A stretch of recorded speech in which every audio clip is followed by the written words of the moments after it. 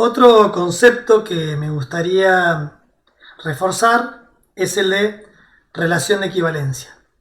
¿Sí? Recordemos que una relación binaria, R, definida sobre un conjunto no vacío A, es una relación de equivalencia si satisface las siguientes tres condiciones: que sea reflexiva, que sea simétrica y que sea transitiva.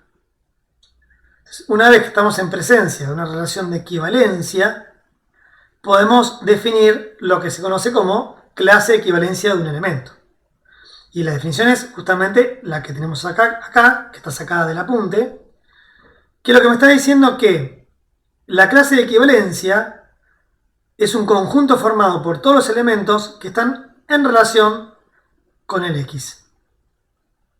Entonces, siempre que yo tengo una relación binaria y pueda verificar que es reflexiva, simétrica, transitiva, voy a poder calcular las clases de equivalencia. Por ejemplo, supongamos que el conjunto A está formado por 1, 2, 3, 4. Y R es esta relación binaria. Tenemos el 1, 1, el 2, 2, el 1, 2, el 2, 1, el 3, 3 y el 4, 4. Podríamos hacer una interpretación gráfica, si quieren. Tenemos el 1, tenemos el 2, tenemos el 3, tenemos el 4 y el conjunto A que está formado por esos elementos. Bueno, el par 1, 1 está en R, así que el 1 está relacionado con 1, el 2 con el 2, el 1 con el 2, el 2 con el 1, el 3 con el 3 y el 4 con el 4. Es fácil verificar que R es una relación de equivalencia, es decir, que es reflexiva, simétrica, transitiva, y eso, bueno, queda como ejercicio para ustedes. Pero bueno, veamos cómo haríamos para calcular las clases. Para cada elemento del conjunto A, yo puedo calcular su clase. Entonces, por ejemplo, consideremos el primer elemento escrito de A, que es el 1.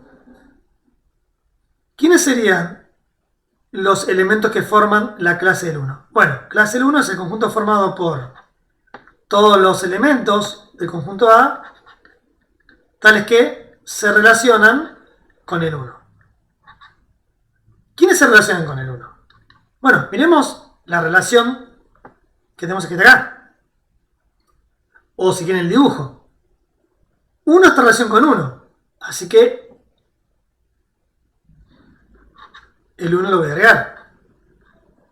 ¿Qué otro elemento está en relación con 1? El 2. Fíjense que el 1 está en relación con el 2. Lo agrego al conjunto. El 3 no está relacionado con el 1 y el 4 tampoco. Así que la clase de equivalencia del elemento 1 es el 1. Calculemos la clase del 2. La clase del 2 son todos los elementos de A, tales que están en relación con el 2. Miremos la relación. ¿Quién está en relación con el 2? ¿El 2 está en relación con el 2? Claro, porque es reflexiva. ¿Y el 2 con el 1? Y ninguno más.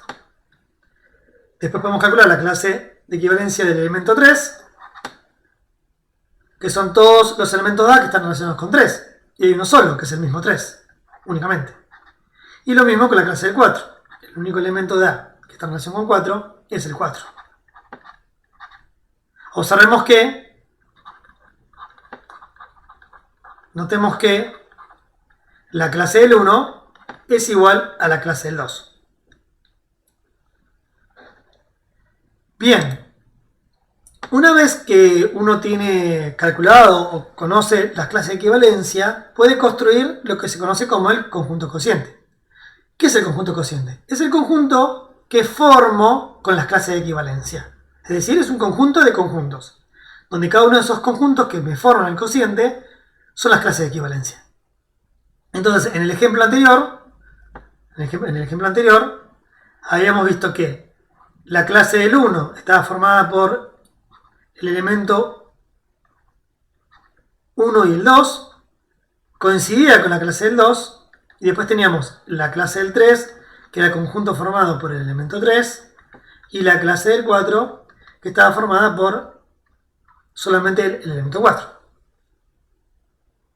Así que el conjunto cociente, que se representa como el conjunto sobre la relación binaria, tengo que poner todas las clases de equivalencias.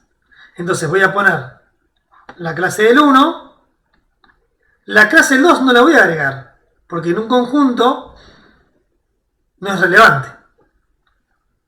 O sea, estaría repitiendo el mismo elemento. Pongo la clase del 3 y la clase del 4. O lo puedo escribir directamente con los elementos de A. Es el conjunto cociente es el conjunto formado por ¿qué conjuntos? Por el conjunto 1, 2, el conjunto formado por el 3 y el conjunto formado por el 4. Bien. Acá tenemos un ejemplo interesante y sencillo, porque posee pocos elementos, la relación no es muy extensa y es representativa para entender cada concepto. Ahora, ¿qué pasa en este ejemplo? Estamos parados sobre los números reales y definimos una relación de equivalencia que es la relación T. Bueno, como ejercicio, lo marco en rojo, les dejo a cargo de ustedes que verifiquen que T es una relación de equivalencia. Es decir, tienen que chequear que es reflexiva, simétrica y transitiva. Bien, una vez que asumimos como válida esa condición, si tenemos una relación de equivalencia, podemos pensar en clases de equivalencia, y si tenemos descritas todas las clases de equivalencias, podemos calcular el conjunto cociente. Bien, acá tenemos una definición de la relación, ¿no? Decimos, bueno, un número real está en relación con otro número real si el cuadrado del primero coincide con el cuadrado del segundo. Entonces, por ejemplo, bueno, la idea es identificar las clases de equivalencia. Es decir, recordemos que por definición, la clase de equivalencia de un elemento X son todos los elementos del conjunto que están relacionados con ese X. Entonces, si queremos, por ejemplo, a modo de ejemplo, si queremos describir la clase del 1, por definición serían todos los valores reales tales que verifican que X esté en relación por T con 1. Bueno, ¿esto qué quiere decir? Para que el valor X, que es un número real, esté en relación por T con 1, tiene que verificar que X al cuadrado es igual a 1 al cuadrado. Bueno, 1 al cuadrado es igual a 1, eso lo sabemos todos. ¿Quiénes son los valores reales tales que X al cuadrado es igual a 1? Bueno, solamente existen dos valores, el menos 1 y el 1. Lo mismo va a pasar si calculamos la clase, por ejemplo, del menos 2. La clase del menos 2 son todos los valores de X reales tales que se relacionan por T con el menos 2. Es decir, son todos los valores de X reales tales que X al cuadrado es igual a menos 2 al cuadrado. Pero ¿qué valores reales al cuadrado me dan 4? 2 y menos 2. Fíjense que la clase del 1 está formada por el 1 y el menos 1.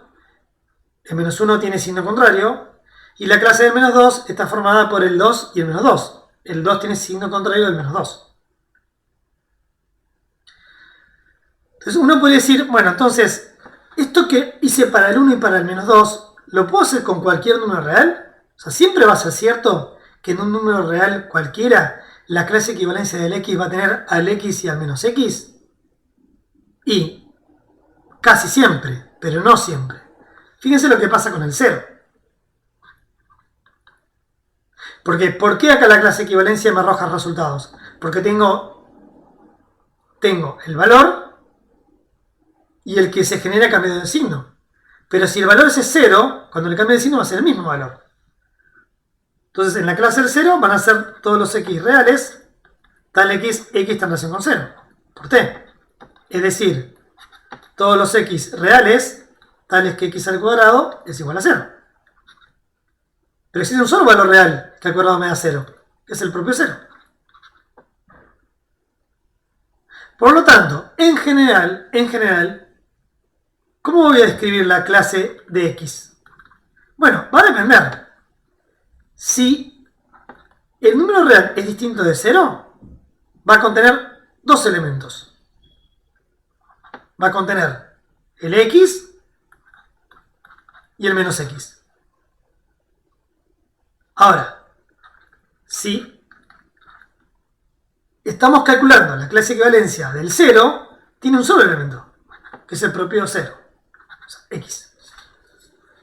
Ahí tenemos que caracterizar todas las clases de equivalencias. Para cuando x es distinto de 0, el conjunto formado por x y menos x, y cuando x igual a 0, el conjunto formado por 0, por la x, nada más. Entonces, si queremos representar el conjunto cociente, tenemos que dar el conjunto de las clases de equivalencias sin repetirlas.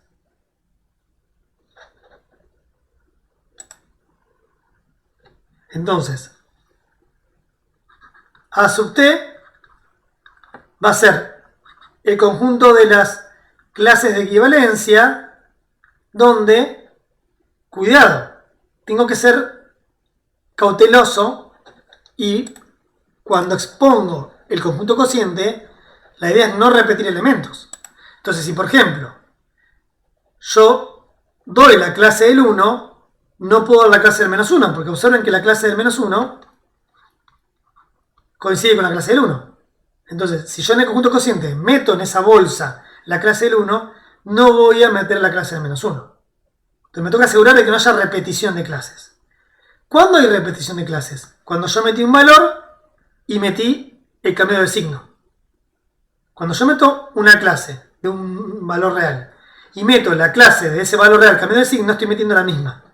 Entonces me tengo que asegurar de recorrer las clases equivalencias sin repetirlas. Entonces voy a decir, bueno, son todos los x reales, donde además la x es mayor o igual que 0. Ahí solamente estoy poniendo la clase del 0 y la clase de los números reales positivos. Y de esa manera me aseguro de no repetir. Y tengo una descripción del conjunto cociente de A sobre la relación T. Recordemos que esta clase de equivalencia, cuando x es igual a 0, está formada únicamente por el elemento 0, y cuando el x es distinto de 0, está formada por dos elementos, el x y el menos x. Hay otro concepto que figura en la guía teórica, que además si ustedes la leen y la entienden, está muy relacionada con el concepto de relaciones de equivalencia, es el concepto de partición. Vamos a leer la definición que está en el apunte y me dice, tenemos un conjunto A, una familia A sub I, ¿esto qué quiere decir? Estoy considerando todos sus conjuntos de A, forma o constituye una partición de A si cada uno de esos subconjuntos es no vacío. Si cuando yo intersecto dos distintos, me da vacío. Eso quiere decir que entre subconjuntos distintos no comparten elementos. Y la unión de todos esos subconjuntos me da todo el A. Gráficamente es lo que vemos acá. Yo tengo el A, que sería el rectángulo grande, lo divido por sectores y me quedan, en este caso, 6 subconjuntos. Fíjense que de la manera que está escrito el ejemplo de manera gráfica, todo subconjunto va a tener al menos un elemento, la intersección entre dos distintos es vacía, y además, si yo uno todos, o sea, los junto, me da todo el A. Por ejemplo, en el 3,2A, el conjunto A está formado por el M, por el N, por P, por Q y por R. Ese es el A. Los subconjuntos que considero son el formado por el M, es decir, estoy pensando en este pedacito, el N y el P, estoy pensando en este pedacito, y el Q y el R. O sea, este es el A sub 1, este es el A sub 2 y este es el A sub 3. Notemos que los conjuntos A sub 1, A sub 2 y A sub 3 verifican las condiciones de la definición anterior. Fíjense, cada uno de ellos posee al menos un elemento, o sea que son no vacíos. Si los intersecto de dos distintos, me da vacío. El A1 intersectado a la 2 es vacío. El A2 intersectado a la 3 es vacío. Y el A1 intersectado a la 3 es vacío.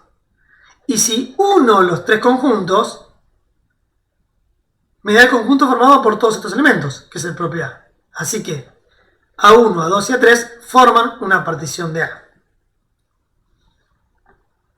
En el ejemplo siguiente, en el B, estamos considerando a R.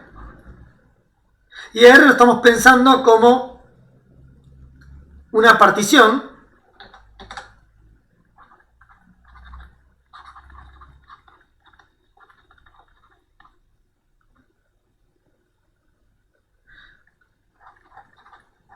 considerando ¿qué conjuntos? Digamos, a R lo voy a escribirlo así para que quede un poquito más claro. A R lo voy a particionar. ¿Entre qué conjuntos? Entre, fíjense lo que dice, el conjunto de los números reales positivos. A ese conjunto lo podemos notar, si quieren, R+. R+ son los reales positivos. Consideramos los reales negativos y el conjunto formado por el 0. Si ustedes miran, los tres conjuntos son no vacíos. Todos poseen al menos un elemento. La intersección de dos distintos siempre es vacía. Pero la unión entre esos tres me da todo R. Entonces forma una partición de R.